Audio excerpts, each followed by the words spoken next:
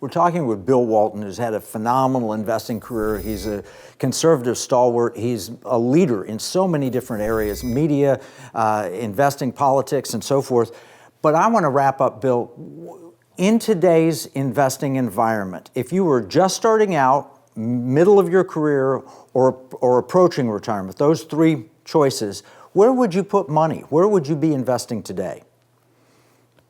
Well, the first place I'd put money is if I'm younger, maybe in the mid-career, I'd keep investing in myself, and by that I mean beginning to take the money to take the classes, learn the skills, develop your abilities so that you're extremely valuable to other people, whether it's leadership or finance or engineering or any of the other things you need. The more in your head, the better you are. The Jewish people, when they were being thrown out of Europe or driven out of Europe because of the Holocaust in World War II, there was a saying, the only wealth that you can really count on is what you can put in a toothpaste tube, or more importantly, what you can put in your head. Oh. And so I would think in terms of investing in yourself, investing in your family, and making sure you've got the personal resources to thrive.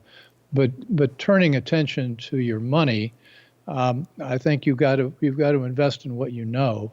We've seen with cryptocurrency, and we saw it before with the dot-coms, and we've seen so many different cycles where people thought something was a sure thing to double every month, and it never does. It ends up much like we've seen with cryptocurrency. So you don't, and nobody understands it. So I would stay away from things like that. And you want to be cautious about this, but I still think for the average person investing in large multinational companies that pay a good dividend and have a good balance sheet and have been here for a while and are likely to be around for a while is still the right investment strategy. I mean, Kevin, you and I are quite concerned with their woke social philosophies, but nevertheless, you look at most of them, they've got high return on capital, good market share, and they're likely to be around. And also, if you get companies that pay a cash dividend, that's a very good thing indeed. But now you really need to think about the intertwining relationship some of these companies may have with China.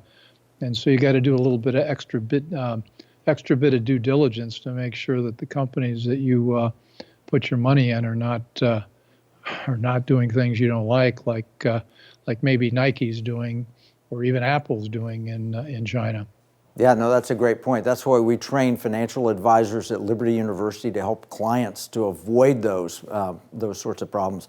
But let's talk interest rates. For example, when I started my investing career, which was 1982, I worked for my father, and at that point in my career, I was just about to graduate college. Well, from 1982 through the present, the past 40 years, we've seen a declining interest rate environment. I remember how high rates were when I started, and I remember people thinking, oh no, it's going to be like this forever. And of course it wasn't, and we've seen 40 years of declining rates. Only recently have we seen rates starting to rise. What impact is the interest rate environment going to have for investors?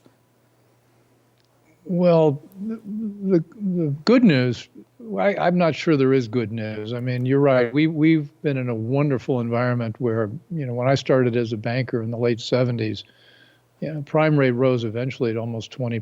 I think it may be even higher than that. But we were asking borrowers to pay that back in interest costs, yet the borrowers were also looking at inflation of 10, 12, 15%. And so they were able to raise prices, and it sort of worked, but not really. I fear we're entering into that world now.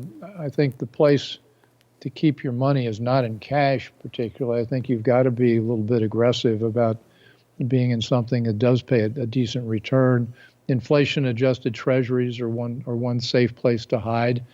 Although I'm talking with you, Kevin, and we're talking about $32 trillion of American debt, and the dollar's fallen about 8% in the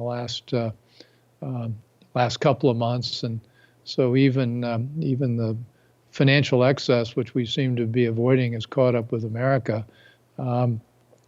Again, I get back to I still sort of like the large cap. I sort of still like equities. I think companies that have a real business and providing a real service and have high return on capital and my favorite, pay a cash dividend, I think it's probably a good place to hide in a rising interest rate environment, because I think you'll also see these companies are raising their dividends quarter after quarter, most of them, and that's one of the ways to hedge inflation.